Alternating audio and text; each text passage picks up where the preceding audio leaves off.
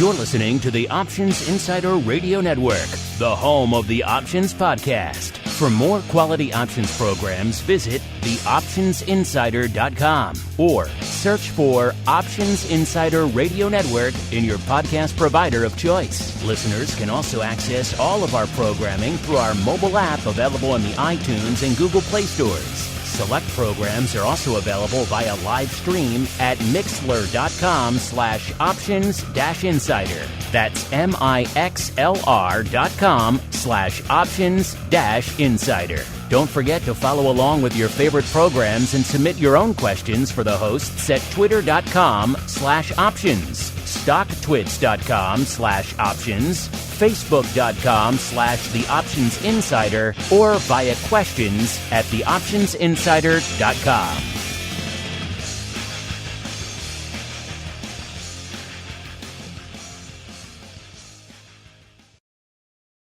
Gold, crude oil, corn, soybeans, and more. With so many tradable products, the futures options market can be an intimidating place. How can you possibly keep track of the latest trading developments across so many different products? Don't worry, we've got you covered. Welcome to This Week in Futures Options, the program designed to help active futures options traders stay on top of this ever-changing marketplace. Each week, we'll break down the top trades, hot products, volatility explosions, and much more. This Week in Futures Options streams live, so be sure to check out our live stream via the Mixlr app. That's MIXLR. Or join our live chat room at mixlr.com/options-insider. Whether you're an experienced veteran or a newcomer looking to separate the wheat from the lean hogs, This Week in Futures Options has the information you can't find anywhere else. This Week in Futures Options is brought to you by CME Group, the world's leading and most diverse futures and options exchange. For more information and educational resources about futures options at CME Group, visit cmegroup.com/options. This Week in Futures Options is also brought to you by FTSE Russell, a leading global provider of benchmarks, analytics, and data solutions. For more information, please visit ftserussell.com, cboe.com, and cmegroup.com. And now, get ready to break down the latest futures options trading activity. It's time for This Week in Futures Options.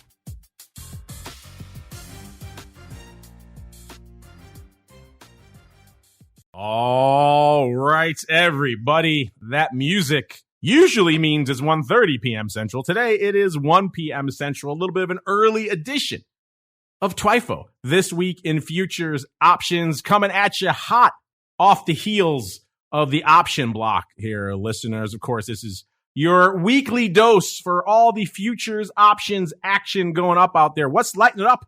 We don't know. We got to tune in every week to find out, listeners. Could be a dose of metals, maybe some ags, maybe some rates, maybe some equities, maybe some energy, maybe all of the above. Who knows? Maybe lean hogs. You never know what's going to make it on the tape. That's why you got to tune into TWIFO every week. My name is Mark Longo from theoptionsinsider.com, as well as, of course, from the ever compelling, at least we think so, Options Insider Radio Network. And again, there are, even today, coming into showtime, there were more emails from more podcast providers. I don't know how that's possible, but there are more.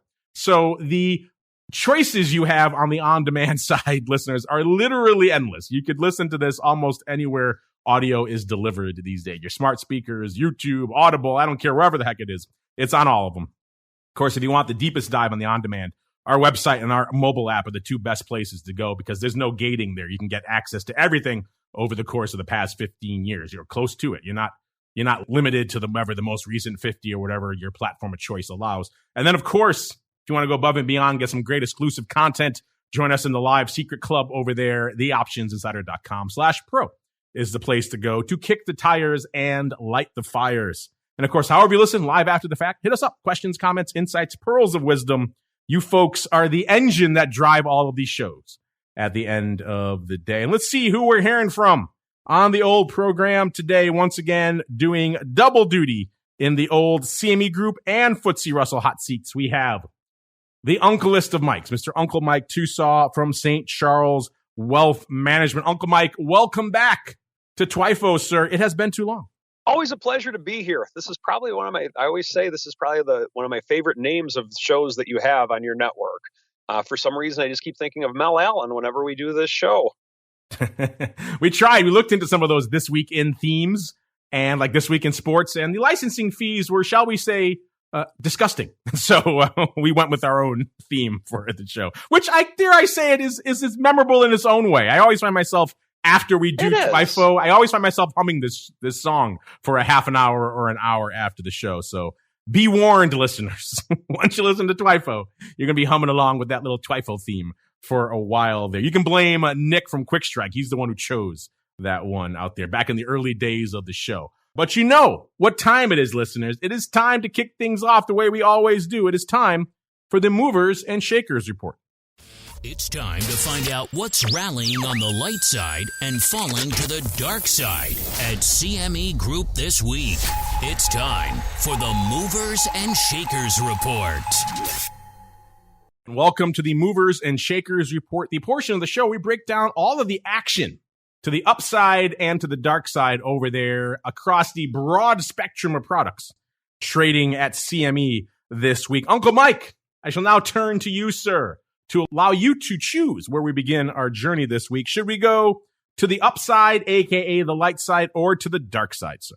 Well, since I'm such the positive, honest, upfront guy with which I am, I'm going to go to the light side, even though some people have been saying things about me that aren't true recently. So I'm going with the light side. You have been accused recently, dare I say it, with some merit, of skullduggery. There, our live chat asking, why you had to buy all those votes for the Road Warriors. But that's a conversation for another day. Check out our Option Block show, listeners, if you want to see what skullduggery Uncle Mike has been up to on the old Twitters since our last episode. But to the light side we go. I kind of figured he would want to go that way. By the way, listeners, if you want to access this Movers and Shakers report, our friends over there at CME usually tweet it out right before showtime. We'll retweet it then as well. So if you follow us, you'll get access to it there. It's not available on the regular TWIFO tools. You have to have the premium version to get that, which is why I say check out that tweet. If you did so, you would see it is a predominantly green week. Remember, the This Week in Movers and Shakers reports goes all the way back to the end of our show last week. So unlike the rest of our scans, which are pretty much starting from Monday and going on through till now, this goes all the way back to the end of the show last week. See what has moved the most. And it is a predominantly green week. Roughly 2/3 of this is on the green side, only about 1/3 to the dark side. And of course, when you're talking the magnitude of those moves, once again, the strength is to the upside. So we shall begin there. Number 5, a lot of metals in our Movers and Shakers this week. Number 5, platinum, up 5.04%. It's not the most active of products, but does about 2,500 contracts. So we could sink our teeth into that maybe. Again, it just shows you how much upside there is this week when it costs you 5% just to break into the top 5 there. By the way, that would be pretty much number 2 to the dark side, just to show you the extent of the moves there. Number 4, not quite a metal, though it has coin in the name. It is Bitcoin, up 6.58%. It was our number 1 mover and shaker last week. Of course, we saw that big move through 50,000 again as of last week's show. So that was a big move for Bitcoin. Not quite as aggressive this week, but still 6.58%. That ain't nothing. It was number 1 last week with 25.2% move to the upside. Number 3, copper, up 8.5% this week. And again, copper is one of those resurgent stories we have talked about. It wasn't too long ago on the show where if you mentioned copper, it was kind of like, it does a couple of hundred contracts, maybe 1,000, not much to talk about. Over 10,000 on the tape already out there. So copper could be a place to hang our hats this week. Number 2, once again, the Nikkei, denominated in the yen, is off to the races, up 9.18%. It was number 2 in the other direction. It's been moving a lot last couple of weeks, off 4.2%. And number 1, there's kind of a few names you could reliably slot into that every week, and you probably would have a good chance of being right. One of them is lumber, and it is there again this week, up 12.2%. You had iron ore there for a while as well. Nat gas was a good one recently. And of course, you can always throw Bitcoin into that mix and have a decent chance of that being number 1. This week, it is lumber taking the crown, up 12.2%. You don't need me to break down why we don't talk about lumber. It does literally no options paper, a couple, maybe 50. But yeah, I wish we could talk about lumber and iron ore. I wish there were robust, deep U.S. options markets for all of these things. They're just not there yet. So when they get there, trust me, we will be there in spades to break them down. Let's go to the dark side now A lot of ags dominating our dark side with a few metals sprinkled in there as well. Number 5, the good old SRW wheat off 2.12%. Again, we know wheat does some paper, nearly 90,000 contracts. Number 4 is corn. You don't need me to tell you that corn does paper. Corn does a lot of paper on the ags front. That's off 3.28% this week. Number 3, it's the beans, soybeans. So you got kind of your ags trifecta there in the bottom half of the dark side. Soybeans off 3.67%. But that's not enough beans for you. Number 2 is soybean oil, off nearly 4.2% this week.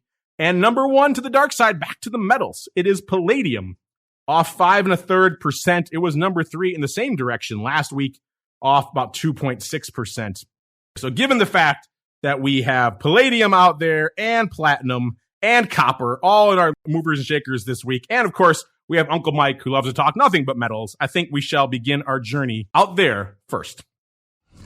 Werewolves beware.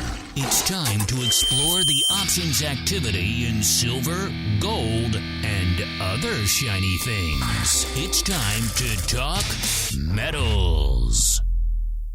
All right, everybody. Welcome to the metals. You guys know where to go to get access to these reports for yourselves. CMEgroup.com/TWIFO, TWIFO, or /TWIO, TWIO. Both of those will take you to the land of the TWIFO reports. Again, these are live all week long, not just during showtime. So you can check these whenever your heart desires it.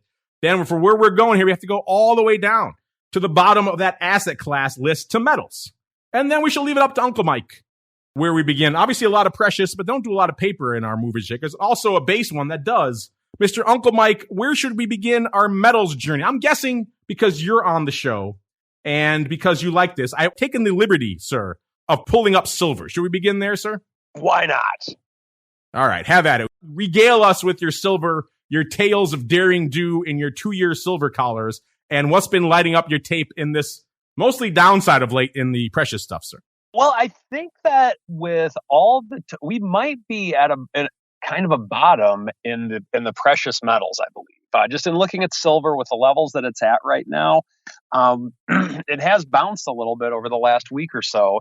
And so I think that we're closer to the bottom than we are to the top in the land of the precious metals. And the other thing is that we're getting a lot of talk about inflation. And it's kind of, I think, over the course of the last couple months, which we've had it for a while, it's kind of been a contradictory indicator with where we were. But I think that now just we're getting so much talk of inflation just in the news media and the economics that are coming out, or the economic numbers that are coming out, that this could be a buying opportunity in the metal world. And so I think that that is drawing attention to silver and gold and the precious metals, and combine that with the fact that Bitcoin's not going up by 9,000% every day anymore like it once was. And all of a sudden, gold and silver seem like a positive thing again.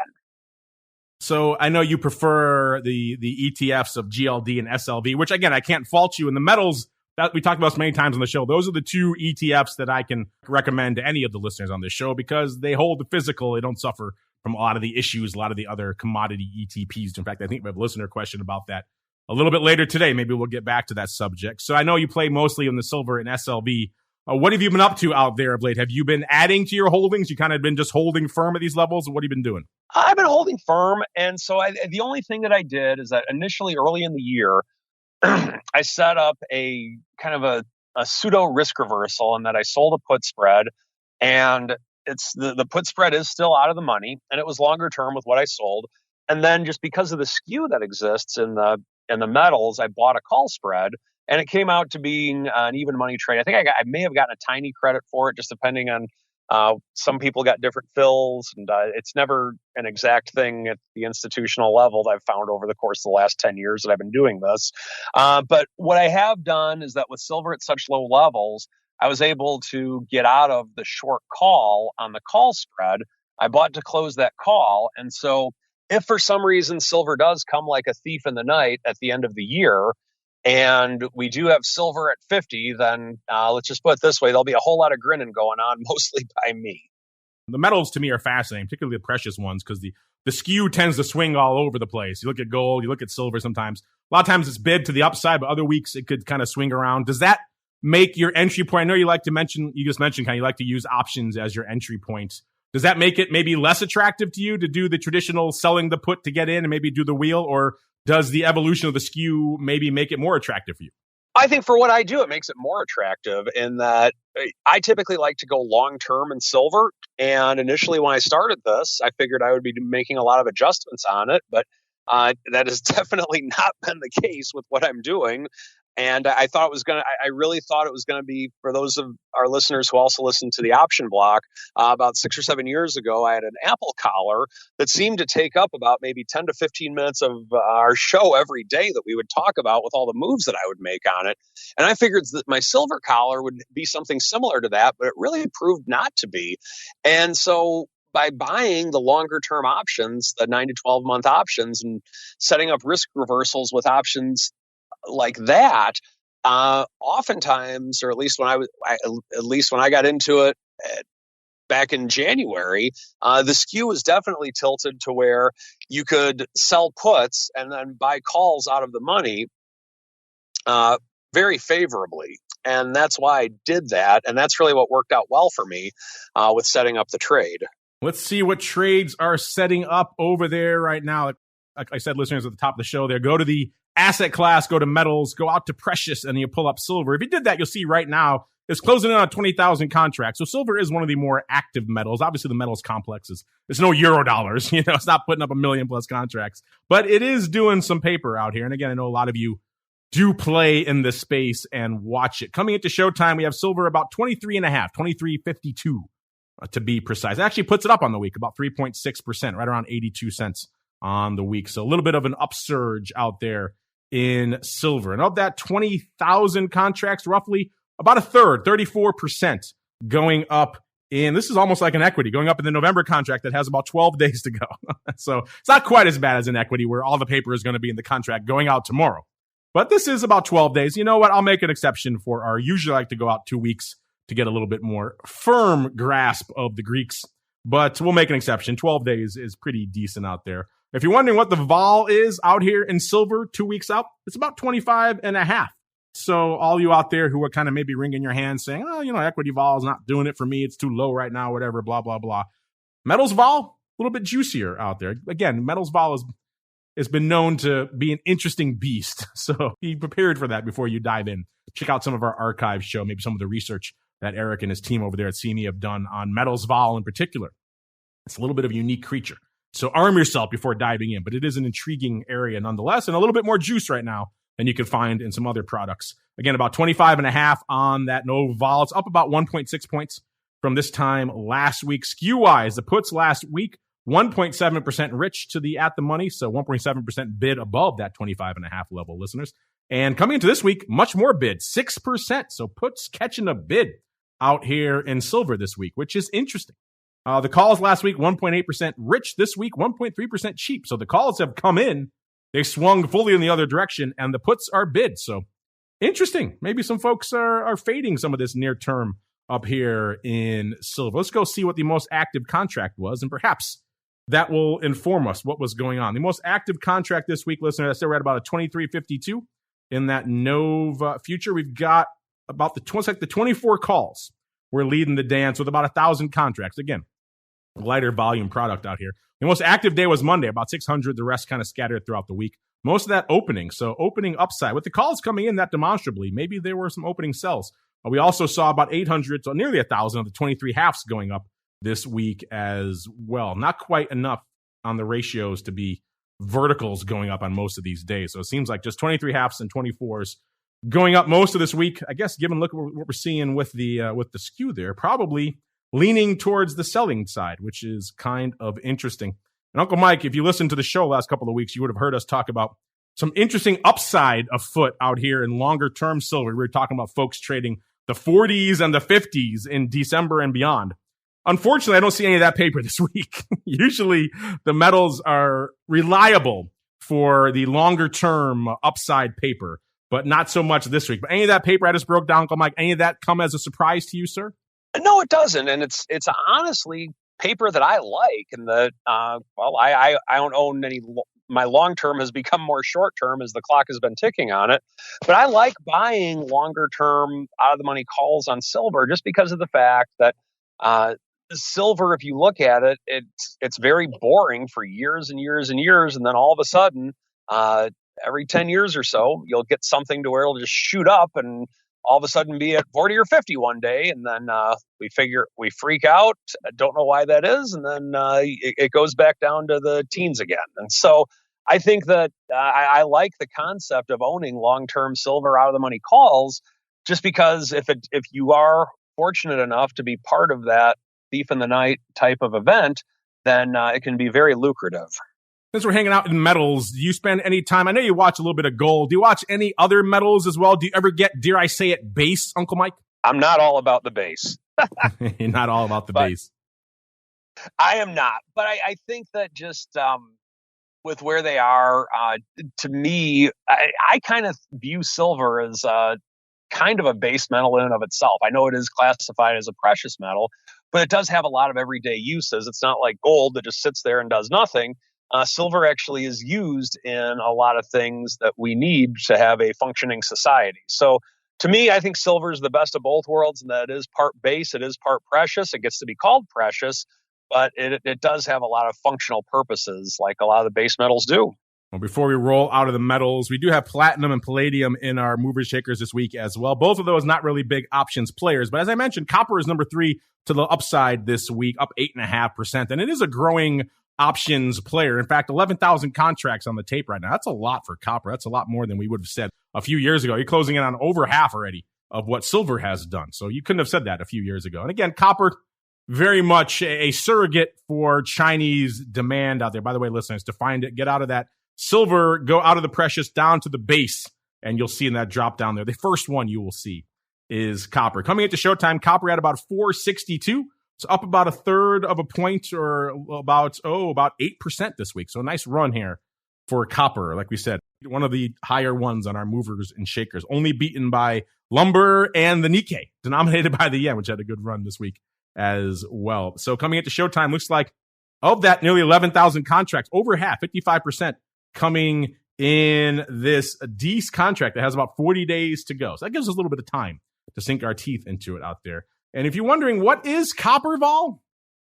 It's almost a 32. It's about 31.5 or so, up about 1.5 points out there. So again, kind of going back to that story that maybe if you're not finding the vol levels you like in the equities, then maybe metals, copper, you got to tread a little bit more carefully. Obviously not as deep and liquid as some of these other products out there, but there is more vol to be found if that does intrigue you. A 31 and about a half, up about 1.5 points this week. Skew-wise out here in December, we've got the puts last week, 1.7% bid. This week, 3.6% bid. So the puts catching more of a bid. The calls last week, kind of same deal as silver here. The calls last week about 1% rich. This week, swinging the other direction, 1.1% cheap. So puts getting bid up, calls getting offered. Similar story in copper to what we saw in silver. And in terms of the action, over 10%, about 1,200 of the 480 calls in December are leading the dance out here this week. So that's a lot of action in the contract that does about 11,000 contracts right now. Of that, looks like a 480, 460 vertical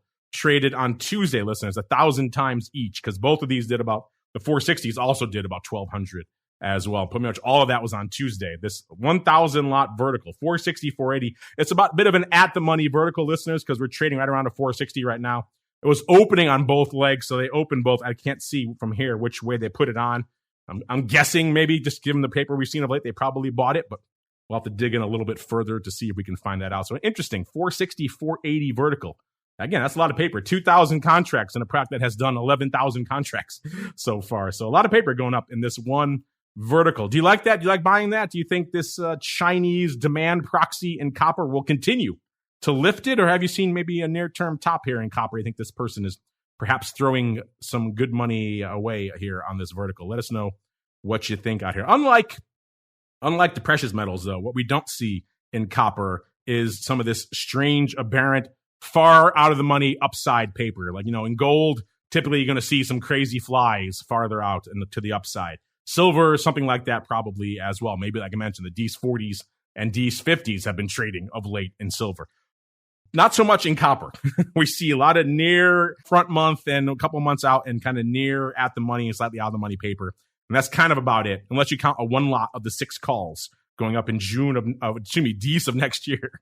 That's about it for the outlandish upside. So we don't quite see the same speculative bubble, shall we say, in the base products that we do in metals. Again, it makes some sense given the use case for this product and the demand for it, but intriguing nonetheless. So all of you out there who love to sink your teeth into metals, there you go. And because Uncle Mike is joining us, I know he likes a little bit of equity vol as well. We're going to head out there next. It's time to explore the volatility swings, skew changes, and hot options trades in your favorite indices. It's time to talk equities. All right, everybody, let's do it. Let's get into the equities. You guys know how to find this. In that drop down, pull on out of the metals and go back to that asset class drop down. And you're going to scroll up a few, listeners. You're going to go up to equity indices. And because Uncle Mike's kind of an S&P guy, we're going to hang out in the E-mini S&P 500 first. It's right on the top of that U.S. index E-mini product family category out there. Before we get into that, let's break down. Of course, you're talking equities. The flip side of that coin is volatility. Let's set the table from a vol perspective here in the equity world. RVX, the VIX of the Russell 2000. Again, we talked on their other shows this week and even today, getting that rally out there in the broad equities right now. So a lot of that vol coming off the table, and RVX is no exception at a 21 right now. It wasn't that long ago. We were threatening 30 to the upside a couple weeks ago. Now it's back to a 21, pretty much even. That's down almost 3.5 points from where it was this time last show. Of course, RVX, the VIX of the Russell 2000. VIX itself at about a 17. Back down again, listeners. Down almost exactly 2 points from where it was this time last week. VVIX, so the vol of vol, back down to about a 105.5. That puts it down about 0.5 point from this time last week. Vol Q, a.k.a. the at-the-money vol of the NASDAQ 100, a.k.a. the newest tradable vol product over there at CME Group at about a 1686. That puts it down about 2.85 points from where it was this time last week. So NASDAQ vol coming in quite a bit. Everything coming in. So that means the spreads have gotten a wee bit tighter since last week, listeners. The VIX to RVX spread, so the large cap to small cap vol spread, that's about a 4 right now, 390 actually. That's about 1.5 points almost tighter than when it was this time last year. That's the tightest we've seen it in a while. That's interesting.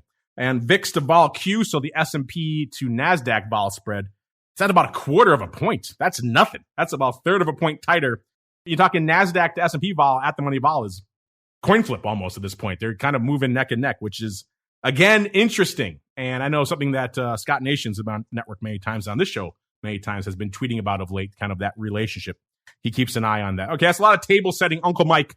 But obviously, I know you spend a lot of your days getting into and out of and rolling around the S&P on behalf of your clients. What's been lighting up your tape out there in this will they, won't they week? Finally, we're back to the will they. The markets are rallying and vol has been coming in, sir. What's been lighting up your tape? So with the S&P, what's really catching my eye with it is that we're past the 4,400 mark again on the E-mini. And with that, we kicked the door in, quite frankly, today. And so I think tomorrow is going to be a very important day with what the close is to see how we end the week with it. And the cool thing about futures is that, of course, you can trade them overnight, but then tomorrow at the close, it's really the close for the week when the futures close because futures don't trade on Saturdays. And so I think that's something that's going to be very important to watch. We're still roughly a little over 100 points off of the all-time high at this point with the S&P. So we still have a ways to go before we can go to that new uncharted waters. But we have the opportunity to do so with the earnings coming up, because if the market's going to go up, it needs a reason to go up. Oh, wait, this is 2020, 2021. I shouldn't say that anymore.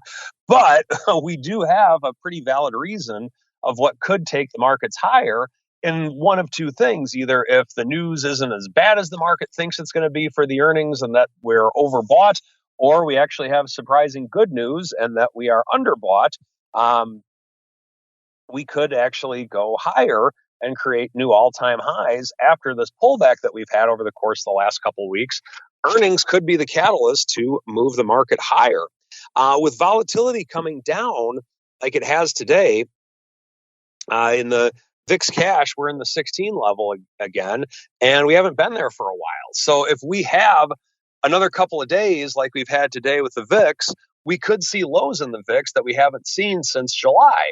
And if we have that, then it could be more people would have the opportunity to buy calls. It could mean a lot of different things with where it would go, but I really believe that tomorrow's close in the S&P Mini is going to be very important for where we're going with this market, heading into more of the heart of earnings season. There you go. Let's see what's going on out there from an E-mini perspective. That's the big dog in the equities over there right now, particularly now that the big product has gone the way of the dodo out there. E-mini S&P doing 2.8 million contracts. So that's a lot of paper out there on the tape. And you don't even need me to tell you where the lion's share that is, 33, almost 34% in the contract that is expiring tomorrow, listeners. So all those numbers, skew, vol, it's all meaningless. We won't even look at that because, again, it's kind of hard to analyze all that goodness. Instead, let's go a little bit farther out.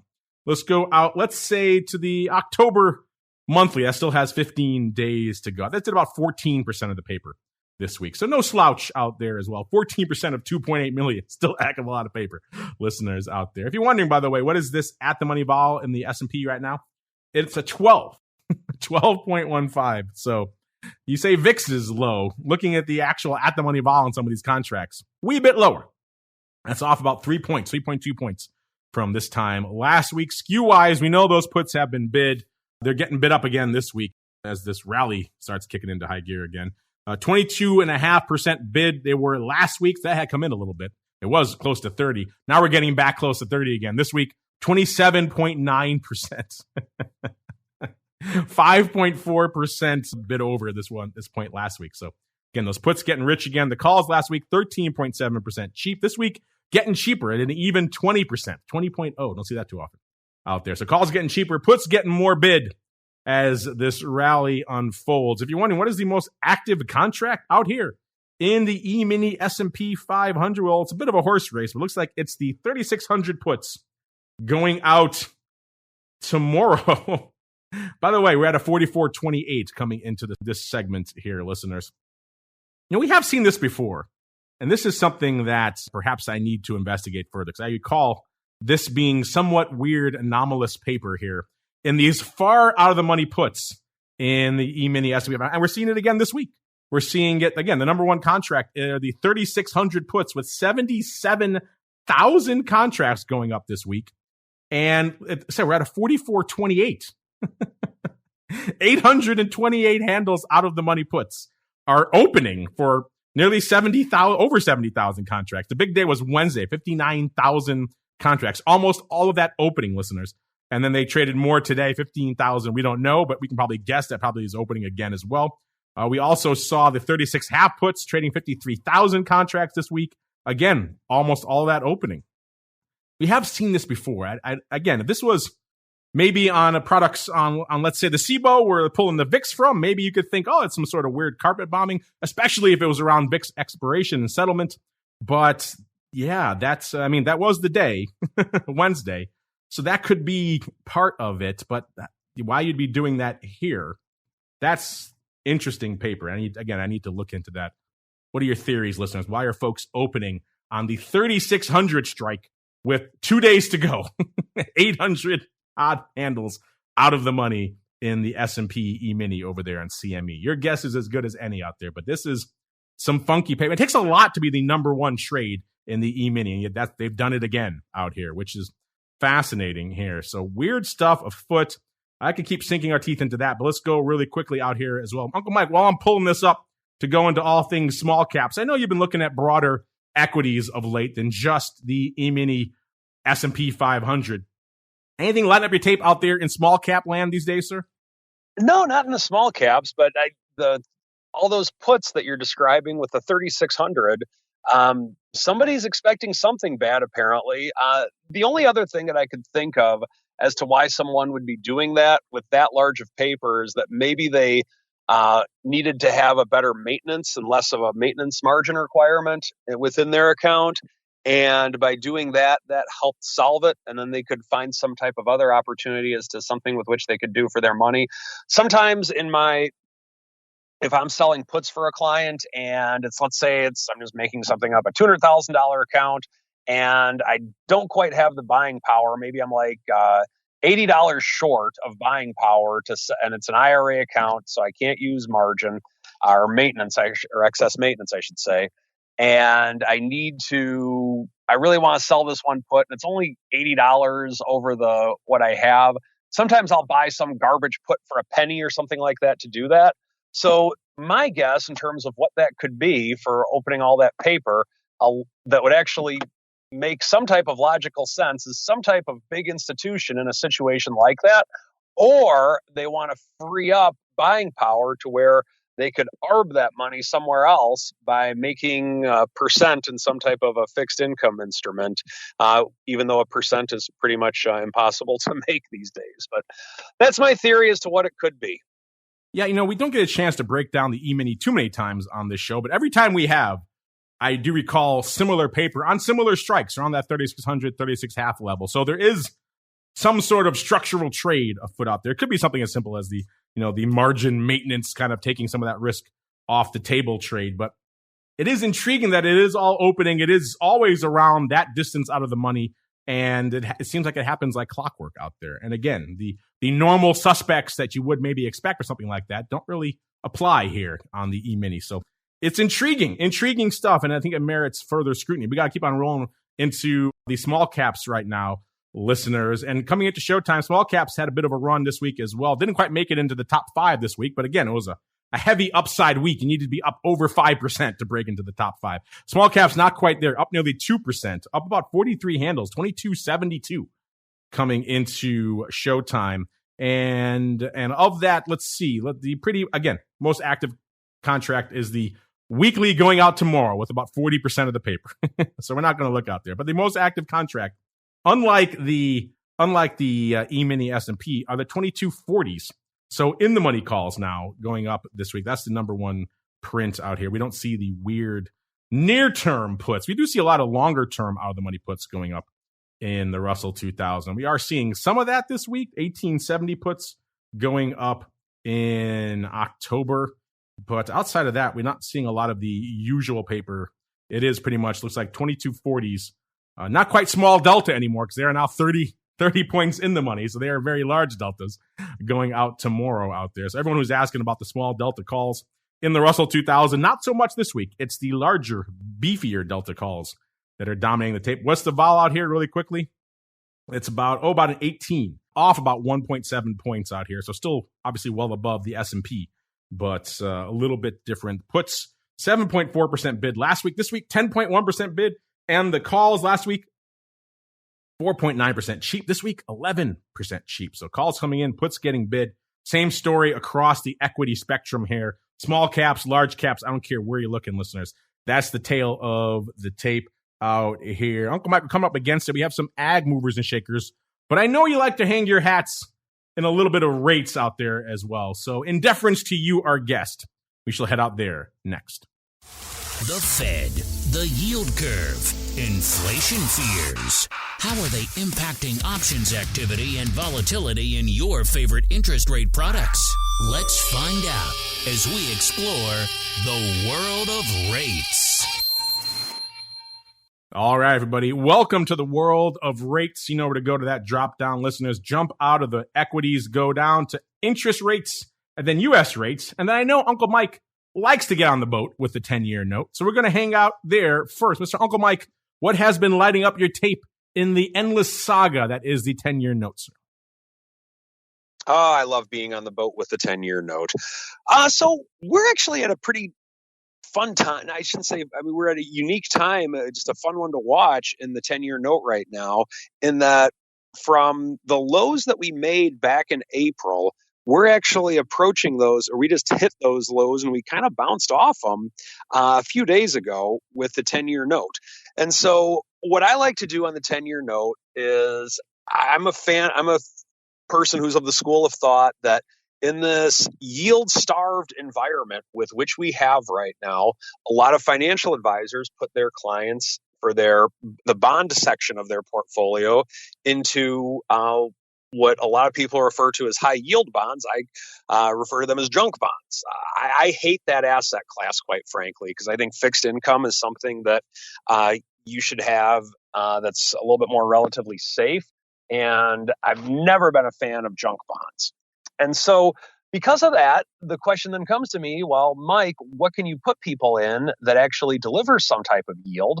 Well, what I like to do is sell premium on the 10-year note. So if you're selling puts on the 10-year note, and I use different instruments, a different instrument for it, but still, the concept's the same in that if you can generate yield through premium, it's still income. And right now, if you were to just buy a 10-year note, you're going to get a yield of like roughly 1.4, 1.5%. And you have to sit on it for 10 years before you're going to get your money back, if you will. I mean, of course, you can sell it sooner. But with that, I would say that if you can hold on to that and you can sell premium on it, I think it's beneficial. Now, what we've been able to do lately is that this downturn in the 10-year note, it hasn't really bitten us too badly just because when we've been selling premium against it. Yeah, of course, we're down from the downturn that the 10-year notes had over the course of the last couple months, but we've been selling premium against it on the way down. And so when you're in this position, you have the ability to have income on something and have a pretty decent rate of return, just depending on what time frames you sell it and the timing of it. But I like it just because of the fact that the 10-year note is not a junk bond. Now, of course, with the debt ceiling debate, some people might disagree with me on that. But the 10-year note is a very high quality. It's arguably the highest quality paper that you can have. And so with that, I like having that as the underlying backdrop as something with which to sell premium on. Now, the 10-year note itself is very liquid. And you can sell weeklies, you can sell monthlies, you can sell all sorts of stuff against it.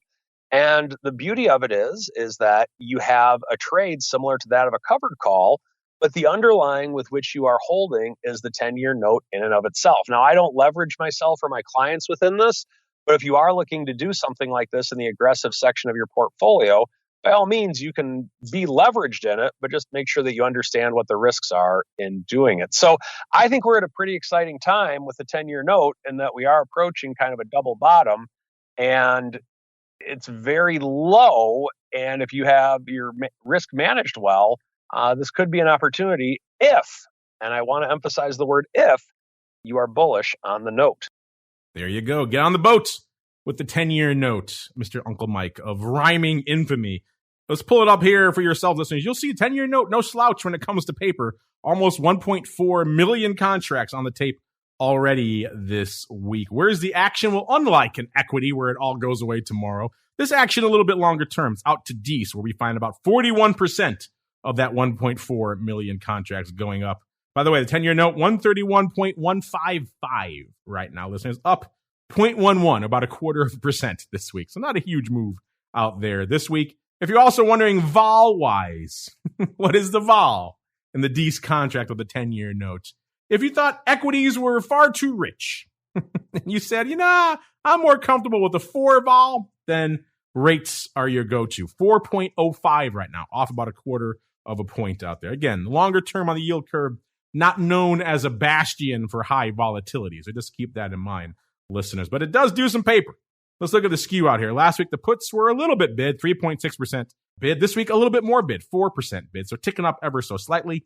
The calls last week, 2.3% cheap. This week, coming in quite a bit, 6.3% cheap. So a lot cheaper.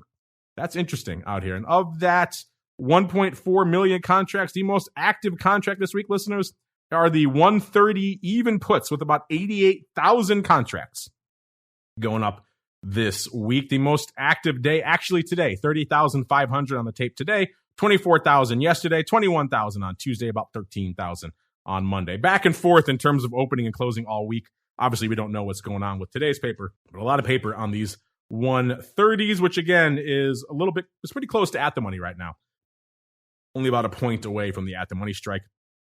Followed by, actually I take the back. The most active contract is still the 130 put, but it's a little closer to home. It's out here in the November contract because they actually did 101,000 of those. So 88,000 of the 130 puts in Dees, but 101,000 of the 130 puts in November out here. So intriguing stuff. And of that, again, the big day was actually Wednesday this time, about 47,000 on Wednesday, 37,000 on Tuesday, 12,000 on Monday, and 4,500 today out there. So light paper out there today. And again, biased mostly towards opening on these 130 puts out here in November. So intriguing stuff in the rates, but I can hear a lot of our ag heads out there in the audience saying, what about ags? What about ags? They're lighting it up this week to the dark side. So never fear, listeners. We'll roll on into the ags next. It's time to get our hands dirty exploring the latest options, trades, and trends in corn, wheat, soybeans, and more. It's time to talk ags. All right, everybody. Welcome to the ags. We have 3 ags lighting up our movers and shakers this week, all to the dark side. SRW wheat number 5, corn number 4, soybean, actually 4 if you added soybean oil. Soybeans and soybean oil all there. Obviously not going to have time to get to all of them, so we have to start with the big dog, which is corn, lighting it up to the tune of 406,000 contracts this week, listeners. So a lot of paper going up in corn, off about 3.25% since our show last week. This week, just since Monday, off about 2.65%. And unlike the equities, doing a little bit longer term paper, which is nice. The Dees contract accounting for 43% of that 400,000 contracts. That has about 43 days to go. If you're wondering, corn right now, Dees corn 516.5. That's where we're coming into showtime. The vol out here, 21.75, off about 0.75 of a point. So intriguing stuff. It's pretty much in line with what we're seeing out there from an equity vol right now. In terms of skew, decent evolution out here as well. Last week, the puts were pretty cheap, almost 5% cheap. This week, they're kind of flat to the at the money. They've kind of got bid all the way back up to flat. So now we're seeing a bit of a flat skew curve in the put wing there. And the calls last week, 7.3% rich. So the calls were pretty bid up last week. This week have come in quite a bit. They're only about 3.2% rich. So the calls have come in. So no longer a more extreme bid to the call wing. And the puts are kind of flat. So both of the wings have kind of flattened out a little bit, which is interesting out here in corn. Maybe a sign that folks are kind of wishy-washy as to whither corn will head next. In terms of the most active contract, I said we're at a 516.5 right now, listeners. It looks like it was the 550 calls going up out here in December. That was the big dog with about 15,000, actually not even, 14,595. The big day was Tuesday, 6,400, slightly closing, followed by 5,500 on Wednesday, also slightly closing, and about 1,800 today. So kind of mostly Tuesday and Wednesday on those 550s. Followed hot on its heels, looks like, by the 500 puts with about 13,500 also in December. The big day for them, also Tuesday, 4,800, followed by 4,300 on Wednesday, 3,300 today, and about 1,000 on Monday. Kind of back and forth on the puts as to opening and closing out there. Let's look really quickly. Any other intriguing strikes? Got the 520 puts, 11,500 of those. 600 calls, doing 9,999 this week, so just a tick under 10,000. See any other interesting, weird, or aberrant strikes really kind of lighting it up? Nah, it seems like 600 are kind of the more outlandish you're going to see, and that's in March of next year, doing about 8,000 contracts there. 600 seems to be a pretty popular strike as well. So it seems like it's mostly upside, and the 550s going out at number 1 here this week. But it's not time for us to go away yet. We have to answer some of your questions first. It's time for your questions, comments, and insights. It's time for Futures Options Feedback. Submit your questions at twitter.com/options, facebook.com/theoptionsinsider, stocktwits.com/optionsinsider, or via questions@theoptionsinsider.com. You can also submit your feedback via our Options Insider Radio Network mobile app, available for iOS, Android, and Kindle Fire devices. You can even ask your questions live via our Mixlr chat room. So grab the Mixlr app or just search for Options Insider at Mixlr.com. That's MIXLR.com.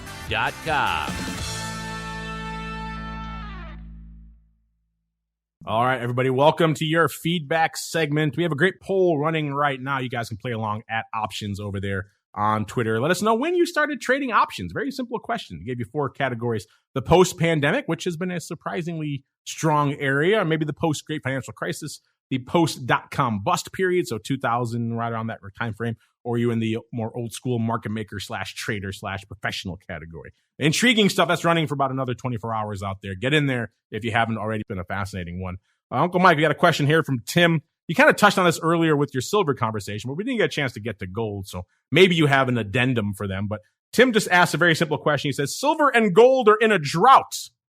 Do you have any thoughts? Well, we heard your thoughts on silver, but do you have any corollaries or addendums you want to add for Tim here about gold, Uncle Mike? Nothing with gold. I think I think silver is a better bang for your buck typically, in that it's poor man's gold. So I'm more of a silver guy, and I know I've missed a little bit in gold through the years by doing this, but I like the move that you get in silver when you ultimately do get the move. So I do not, unfortunately, Tim, I do not have an addendum, but I do believe that they oftentimes move in similar fashions. So I would not be against buying some gold right now either.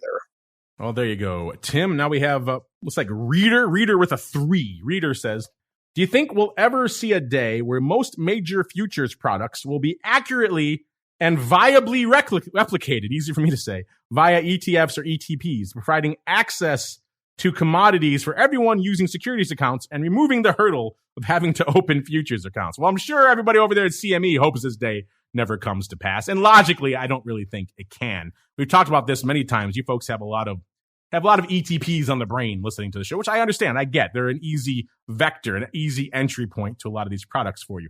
The problem, though, still persists. That's why I said at the top of the show, I'm comfortable recommending SLV and GLD and those types of products that can hold a physical, non-perishable type commodity in a warehouse very easily. Those are fine. Those are great. Have at it. Go to town on those. Problem is everything else. Everything else that you really have to replicate using some sort of futures position. And then the question becomes, how do you do that? And there really is no right or wrong way to do it. If you load up on more front month contracts, you're going to get a lot of great tracking with the underlying, but you're also going to have all of the roll yield issues that we talked about many times that are dramatically going to impact your performance over the long term. If you try to balance that, maybe go a little bit more mid-curve out there, and you're going to have a little bit of tracking issue and a little bit of roll yield. You go farther out down the curve, you're going to be okay from a roll yield perspective, but you're not going to track well at all, which is kind of the point of the product. So there's really no one way to skin that cat. And that's the issue that pretty much all these other commodity-oriented ETPs that try to replicate some sort of futures position, they all run into this issue at the end of the day. And unfortunately, there's really no one silver bullet answer to that question. Mr. Uncle Mike, what do you have to say here for Reader? Wants to know, do you ever think there will be this one day when it'll all just be ETPs and ETFs, sir? I don't, and I wish I had a silver bullet answer, but this is the day that I think will happen at some point. Right now, if I want to buy $20 worth of silver, I can do that because most brokers don't charge commissions on underlyings anymore. So I can open up a brokerage account and buy one share of SLV if I wanted to do it. And I would have roughly $21 of silver if I wanted to go ahead and do that. I don't think that we're ever going to get to a point where you're going to be able to do that with coffee, cocoa, sugar, or anything like that. But what I do think could happen as the years go by, if there is enough retail demand for smaller size, is that I could see exchanges eventually coming up with, I don't even know what they'd call them, but like mega, micro, mini, multitude, microscopic contracts or something, to where you could do something like that and then just even say, we're not going to allow margin on them because they're so small, or we'll allow much lesser margin on them. And I could see that happening in some way, shape, or form. I think that they would like it because they would still be able to charge commissions on them. And I think brokers would actually use those if there was enough demand for them and they were a liquid enough product. But that's where I could see it going at some stage. My opinion, I think if you want to open up a futures account along with your brokerage account to do that, it was a major thing back in 2005 when we started doing that, when I worked with Options Express back in the dinosaur ages. But I think that now it is much easier with a lot of brokerage houses, and you can do it in an IRA. It's just that the contract sizes are so big compared to buying literally $20 worth of silver if you wanted to do so. So I think that if the exchanges came up with products that were that small, not $20, but just definitely significantly smaller than the hundreds of thousands of dollars the contract sizes are now, that we could move to some type of level like that. But I think it would have to come from the exchanges. And then ultimately, if people wanted to do that, the demand would have to come from the retail traders. Yes, and obviously, Reader? Obviously, the futures can't go away because the ETPs need the futures to provide their value. So they're going to be trading the futures, even if you aren't out there. So these, obviously, it's all a virtuous cycle at the end of the day. But Uncle Mike, really quickly before we roll out of here, you mentioned micros just now. I forgot to ask you about this in the equities segment, but obviously, there's been an explosion of micro futures and now futures options volume on things like the E-mini and everything else out there. Has this intrigued you? I know in the past you've kind of lamented about even, SPY and some of these other products, E-mini getting a little bit too big these days. Have you played around with the micros for your clients? No, I've not. Just from where I'm at with everything from a licensing issue, it's a lot easier for me to just be on one side of the fence that I've found. But in terms of trying to stay up on the products and knowing them, I look at the S&P E-mini every day. And it literally ticks in real time on my screen constantly. So I think it's an important thing to have knowledge of and do, but in my world, not as of yet, but not to say that it's not going to happen, because what intrigues me on the future side of it is that you can go overnight. And that's something that I am limited in right now with what I currently do.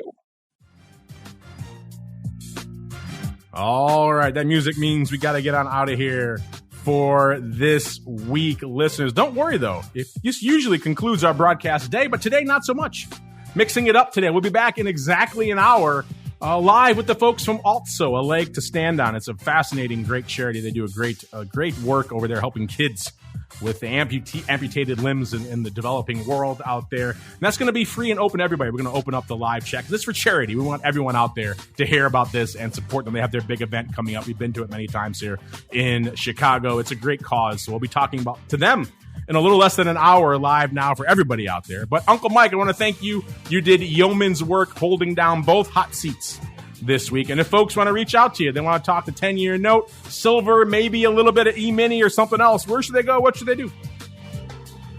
A couple ways. You can follow me on Twitter at Mike TOSAW, TOSAW, or feel free to check out my website, stcharleswealth.com, if you're looking for a traditional financial advisor who is non-traditional in the fact that I like the option product. Feel free to reach out to me. Love talking with everybody. There you go. And you folks know where to go to learn more about all these reports we have going on. Follow them throughout the week. cmegroup.com/TWIFO or /TWIO are the places to go to get all that data. You can't beat the price. It's completely free. And then, of course, if you want to head on over to learn more about all things small cap, RUT, RVX, all that cool stuff, FTSE Russell, FTSE is the place to go to learn more. And on behalf of everybody over there in FTSE Russell land and CME land and Uncle Mike and indeed myself, I thank all of you out there for downloading, streaming, subscribing, for listening live. Reminder, we'll be back live in about an hour. We'll be hitting your podcast feeds after the fact with the folks from Also. Back again tomorrow, noon Central, 1 p.m. Eastern for Vol Views. Then for all you folks in the Secret Club, Options Oddities after that, 2 p.m. Central, 3 p.m. Eastern. Then back again next week on Monday for the option block all the way through to Thursday and another episode of This Week in Futures Options. We'll see you then. This Week in Futures Options is brought to you by CME Group, the world's leading and most diverse futures and options exchange. CME Group's markets help individuals and businesses around the world manage risks and seize opportunities. CME Group offers the deepest and most liquid options on futures across all asset classes, including interest rates, equity indexes, foreign exchange, energy, agriculture, and metals. For more information and educational resources about futures options at CME Group, Visit cmegroup.com/options. This Week in Futures Options is also brought to you by FTSE Russell, a leading global provider of benchmarks, analytics, and data solutions. Investors in the U.S. and around the world are using FTSE Russell indexes to benchmark their investment performance and create investment funds, ETFs, structured products, and index-based derivatives. Many Options Insider Radio Network listeners will be familiar with the Russell 2000 Index. Russell 2000 futures and options are currently trading on the Chicago Board Options Exchange and CME Group. For more information, please visit ftserussell.com, cboe.com, and cmegroup.com. This broadcast is intended for informational and educational purposes only and does not constitute trading advice or the solicitation of purchases or sale of any futures or options. The rulebook of the applicable exchange should be consulted as the authoritative source on all current contract specifications.